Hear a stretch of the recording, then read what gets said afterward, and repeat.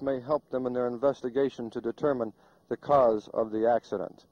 The wreckage was strewn out a long area, some 1 mile at least back from where the plane finally come to rest after hitting the ground here in the apple orchard on the Wagner farm. First heard the explosion. What did you do? Well, I looked out the window and I could see looked like the whole place was on fire. This whole orchard was aflame. And because he'd been losing fuel for some time, he'd been in the trees for half a mile back north, on the north. He was flying south, so he was half a mile to the north. He was in the trees and he was losing fuel, and when he got this close to the ground, the fuel ignited and this whole place was aflame back through here. Did it explode also after the... There was half a dozen minor explosions. They weren't too vicious, but made the firemen and the attendants around here stay away from the blazes. What was the scene like? Can you describe it? Well, the plane was on fire and the whole orchard was on fire, and there was quite a few bodies lying around, and the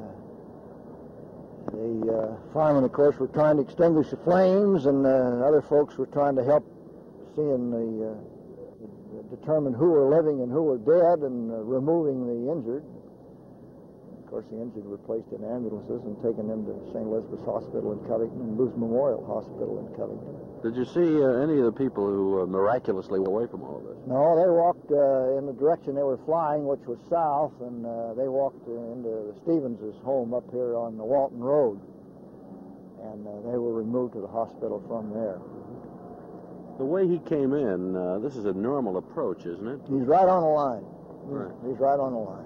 But you say that he hit those trees all the way down for the half other a end mile of this back. He's been orchard. in the trees.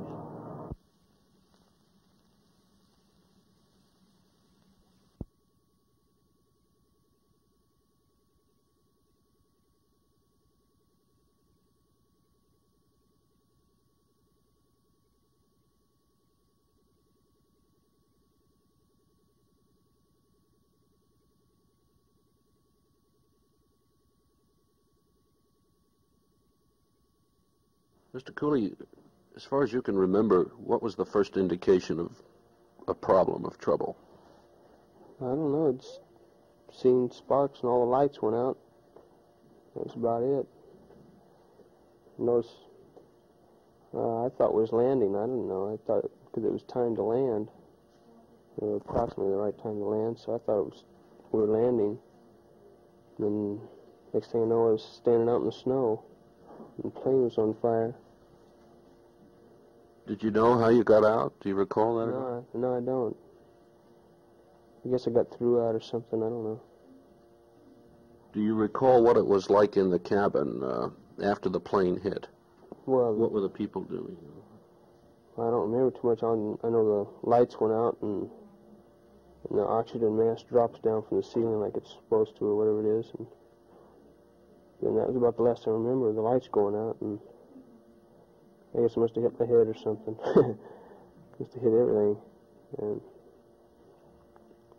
And standing out in the snow next time I remember. Then after that, firemen put me in an ambulance, and we ended up here.